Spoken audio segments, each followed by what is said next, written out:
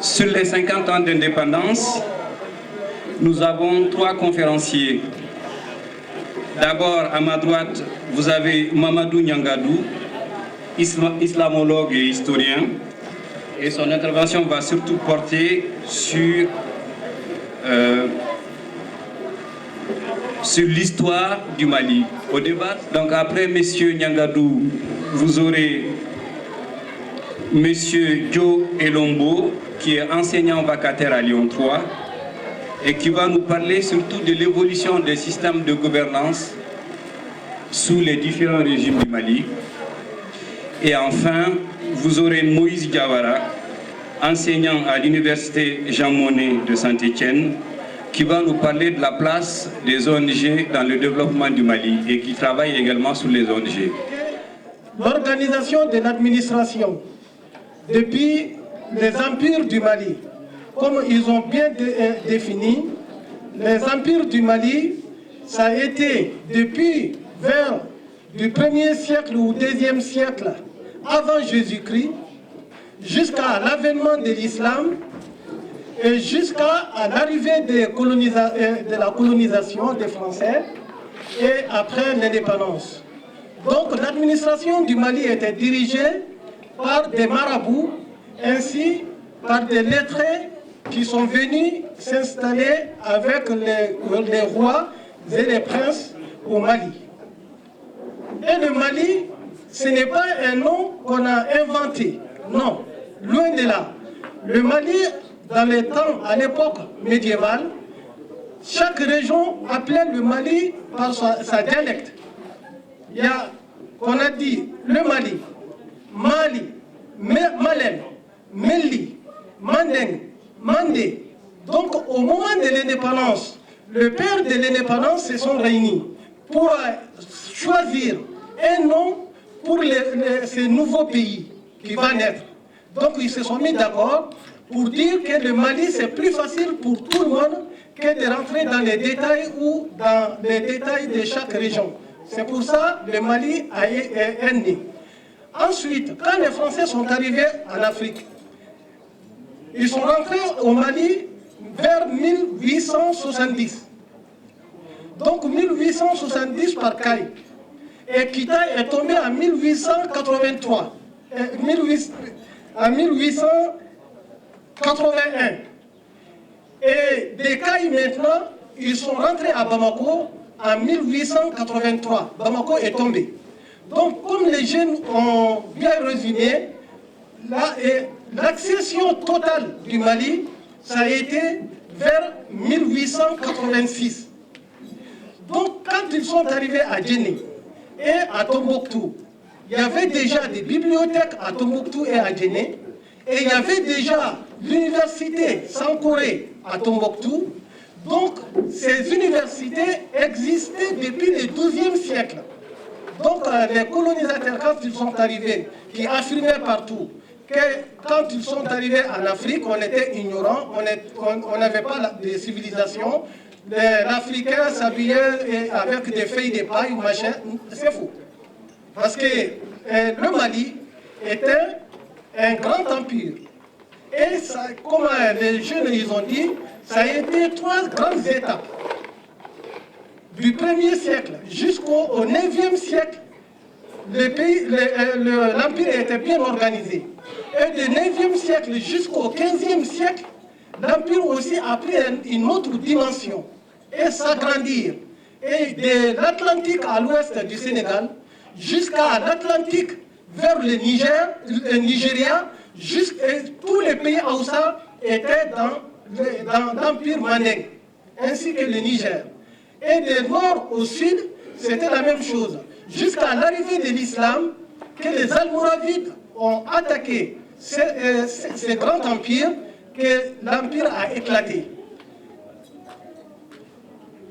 Le professeur qui vient de citer les Dogons, c'est vrai ce qu'il a dit, mais les Dogons, ils n'ont pas été chassés seulement par le Peul, mais par les Almoravides, quand le Ghana a été éclaté. Donc pour ne pas se convertir en islam, ils ont pris la fuite pour aller dans la falaise de Banyangara qu'on connaît aujourd'hui, pour ne pas embrasser l'islam. C'est ça le premier exode des Dogons. Ainsi, les Ghana actuels qu'on appelait Gold Coast, à l'époque de colonisation anglaise, il s'appelait Gold Coast. C'est là, Gold Coast, quand ils ont accédé à l'indépendance, Kwame Nkrumah, il a donné les noms des pays où ils avaient quitté, parce qu'eux aussi, ils avaient pris la fuite pour ne pas être contraints d'embrasser l'islam.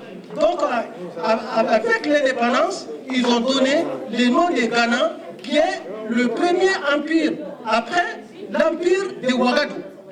Si on voulait parler des empires, on ne peut pas arriver à la fin. Parce que l'histoire Mandeng, l'histoire Mandé, l'histoire du Mali, l'histoire malienne, ça ne date pas avec l'entrée des Français. Non. Maintenant, on va essayer pour Kankou Moussa, le pèlerinage de Kankou Moussa, le pèlerinage de Mohamed Askia. Mohamed Askia, les historiens au départ, ils avaient dit que c'est Mohamed Touré, Mamadou Touré. Mais d'après ces deux conseillers, Mahmoud Kati, qui est l'auteur de Tariq El-Fattah, ça a été écrit depuis le 15e siècle, avant l'arrivée des Français au Mali. Et Tariq al-Soudan, ça aussi, qui a été écrit par Salah Din, qui était un des conseillers aussi de Mohamed Askia.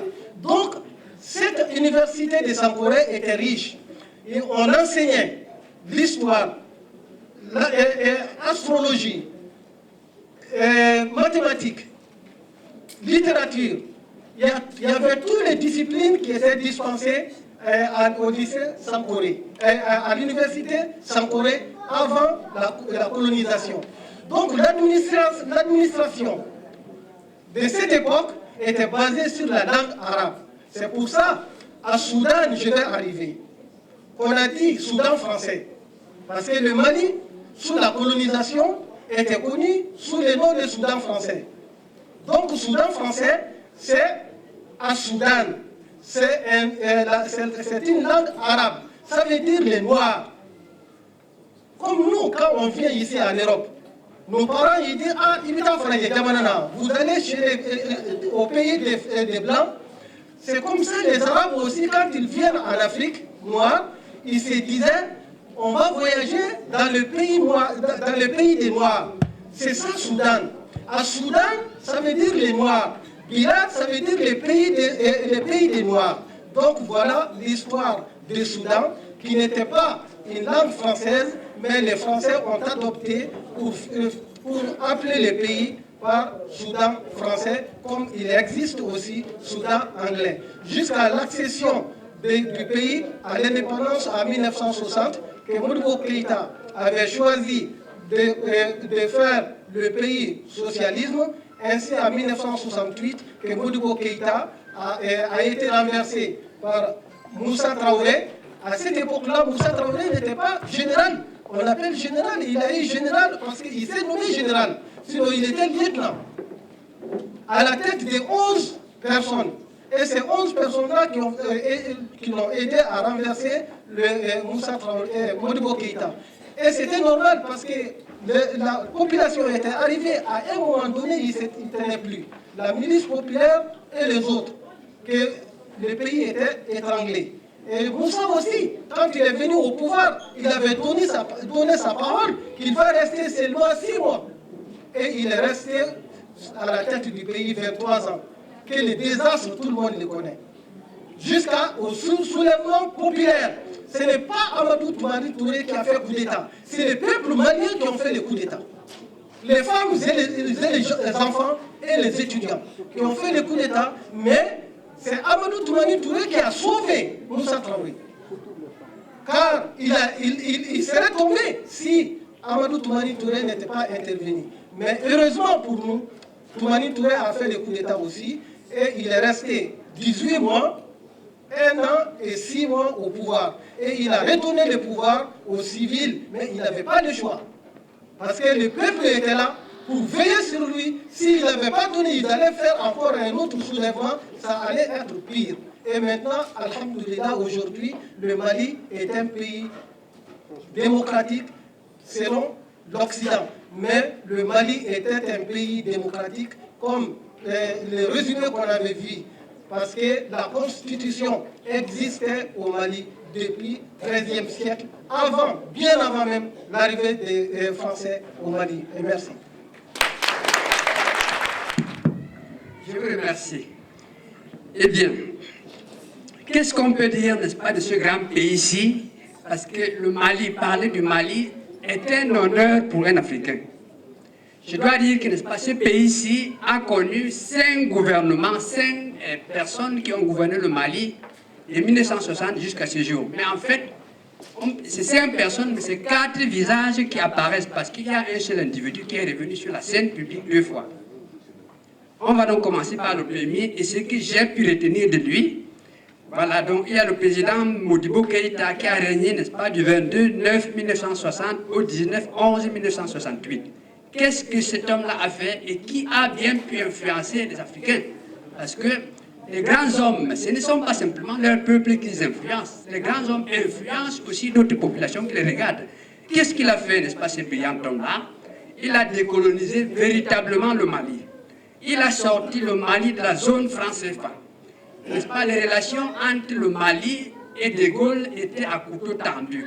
Ce qui veut dire très bien que, n'est-ce pas, un homme qui prenait l'option, n'est-ce pas, de l'indépendance véritable ne pouvait pas être bien vu par la France. Il faut donc dire que les relations étaient tendues, c'est parce que le chemin que le Mali prenait n'était pas le chemin comme voulait par le colonisateur. On ajoutera à ceci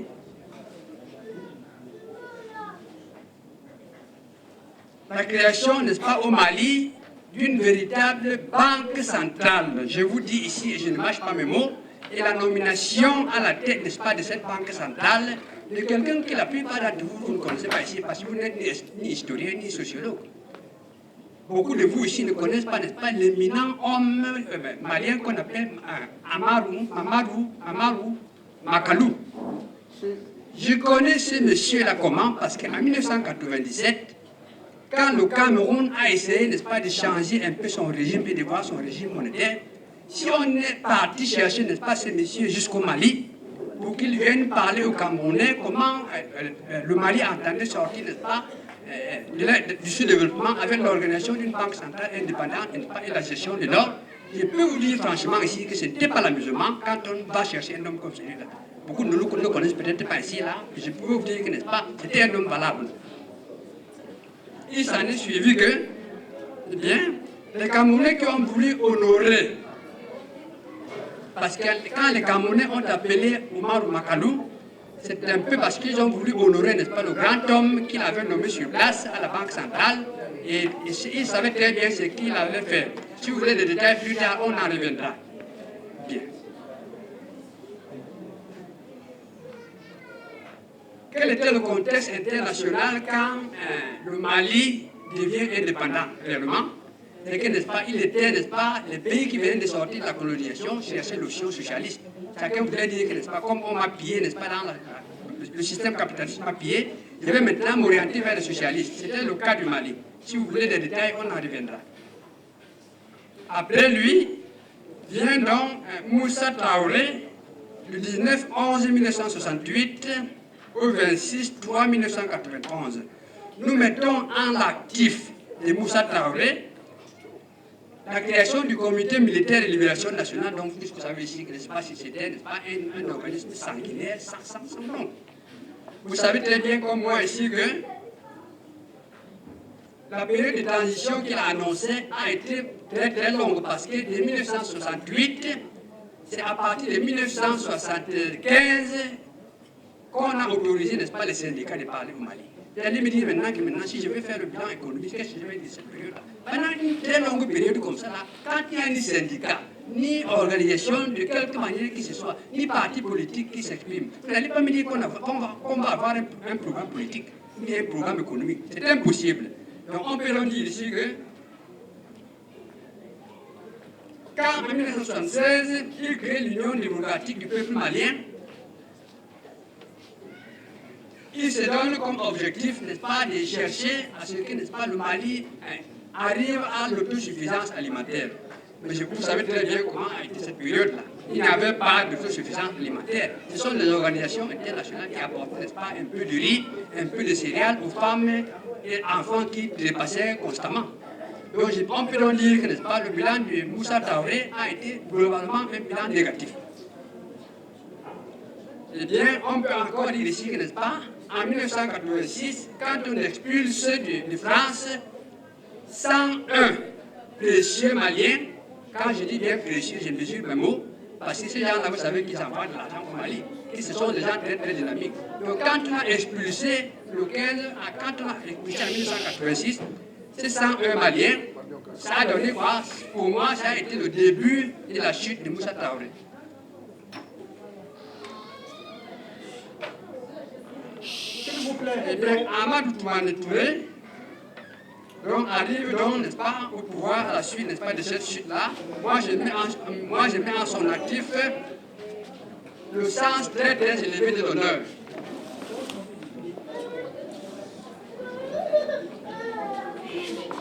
Il n'a pas de bilan économique, mais il a organisé la transition dans les formes qu'il fallait. Après arrive M. Alpha Oumar Konaré.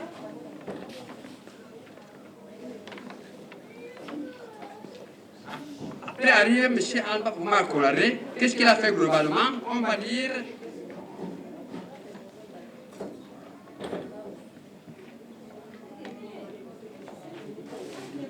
il a consolidé l'état de droit, il a élargi Moussa Traoré, il a accueilli en septembre 1996, au Mali.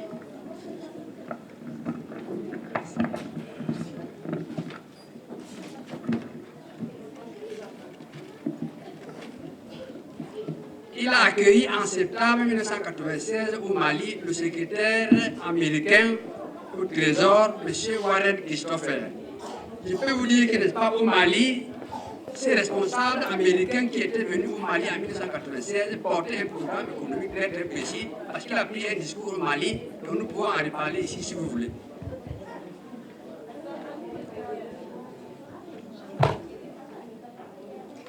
Eh bien, encore, n'est-ce pas, Alpha Oumar Konaré qui ouvre, n'est-ce pas, le marché de l'or à la concurrence internationale.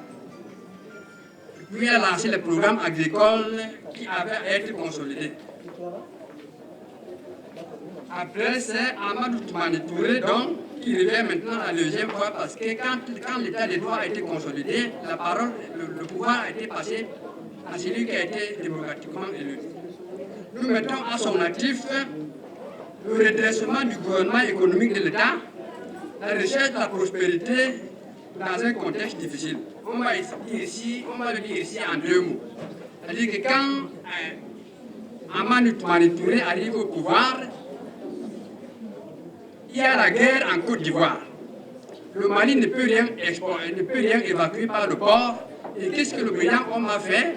Il a diversifié les voies qui mènent, n'est-ce pas, sur le port. Au Mali, au Sénégal, au Togo et au Ghana.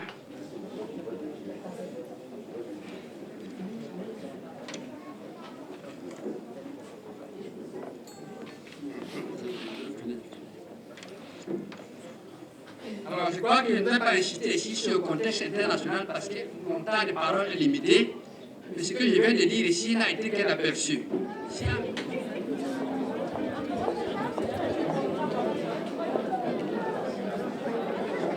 Je vais commencer mon intervention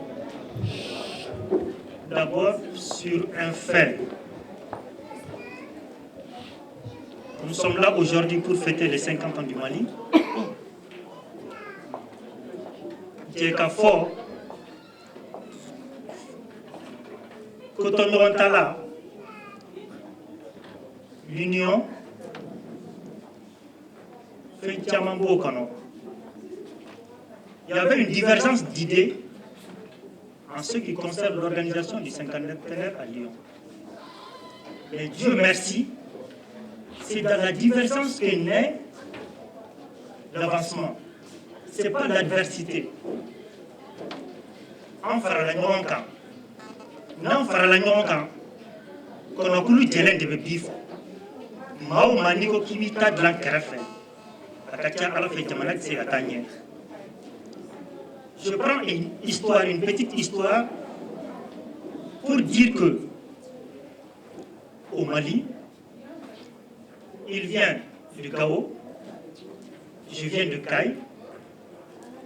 Cette histoire qui unit le Mali dans la diversité, en plus de cela, il y a une question centrale qui est en train actuellement de faire, comment dirais-je, un tournant dans le monde, c'est la compréhension au niveau de la vision. Je pense que c'est la science qui m'a uni Mohamed. Il s'appelle Mohamed, je m'appelle Moïse, nous avons partagé la même chambre, et la science qui fait que nous raisonnons aujourd'hui pour trouver une solution au problème du Mali. On m'a interrogé d'intervenir sur l'intervention des ONG au Mali. Quelle est la place des ONG dans le développement socio-culturel au Mali? S'il vous plaît, cette question de l'intervention des ONG au Mali veut dire qu'il y a l'ordre public, comment dirais-je, l'édifice, l'abri où nous nous trouvons, qui est en difficulté. Cela veut dire que sous le régime de Modibo Traoré, le Mali était confronté à un problème. C'est que l'économie était basée sur l'agriculture, l'élevage, comme moteur de développement. Et les mêmes secteurs d'activité, comment dirais-je, ont été sous le régime de Moussa Traoré, ont eu des secousses. Et après, au temps de 1900, comment dirais-je, 92 à 2012, il y a eu des redressements économiques qui n'ont pas tenu.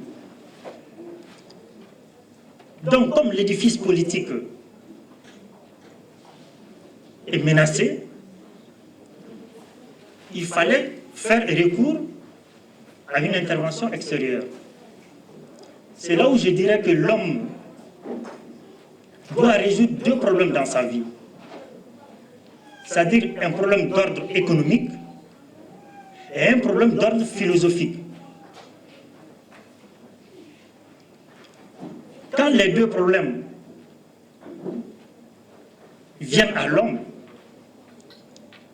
est-ce qu'il faut aller puiser, comment dirais-je, dans l'ordre philosophique pour résoudre l'ordre économique?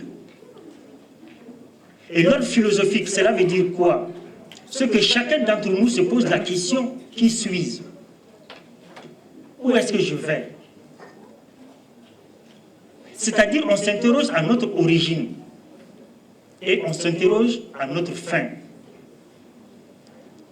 Lorsqu'on s'interroge à ces deux questions, nous aurons, comment dirais-je, puisé dans l'essentiel de nous pour pouvoir faire face à l'ordre économique.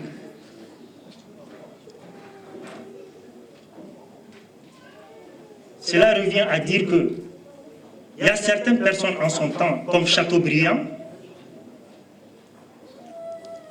il y a les grandes religions, comme le christianisme aussi, dans l'exemple du bon samaritain, les théologiens comme Saint Augustin, des gens comme Saint Thomas d'Aquin, les dames anglaises qui ont refusé de sucrer leur thé parce que le sucre, comment dirais-je, qui était produit par, comment dirais-je, des esclaves. Donc l'individu, à chaque moment, s'interroge. La religion musulmane aussi n'est pas restée indifférente à la question. Qu'est-ce qu'il faut apporter? La zakat, il y a certains qui sont dans la salle qui peuvent nous éclairer là-dessus. Donc, à tout moment, l'homme s'interroge sur son devenir et l'homme s'interroge aussi qu'est-ce que je dois faire pour que ce devenir peut être utile. On prend le temps, comment dirais-je, du tremblement de terre qui est intervenu, comment dirais-je, au Portugal en son temps, où les gens sont intervenus pour aider cette population parce que l'édifice, comment dirais-je, politique était fragilisé. Et dès que l'édifice politique est fragilisé, l'individu, à tout moment, vient en aide. Donc, nous ne pouvons pas rester indifférents à cette question. Donc, l'intervention des ONG dans le développement économique au Mali est intervenue dans un cadre économique difficile. Et comme c'est devenu dans un cadre économique difficile, les uns et les autres ont dit qu'est-ce que nous pouvons faire au Mali. C'était en 1973-74 avec la sécheresse qui est intervenue au Mali. Donc il y a assez de structures qui sont allées au Mali, qui ont amené, comment dirais-je, des médicaments, des aides alimentaires pour faire face, comment dirais-je, à cette pénurie alimentaire qui est intervenue au Mali. Donc l'édifice économique étant déstabilisé, donc il faut faire recours, comment dirais-je, aux générosités des uns et des autres. Donc je ne veux pas trop, comment dirais-je, monopoliser la parole. J'attendrai, comment dirais-je, vos questions pour pouvoir, comment dirais-je, éclairer davantage cette intervention des ONG au Mali. Je vous remercie.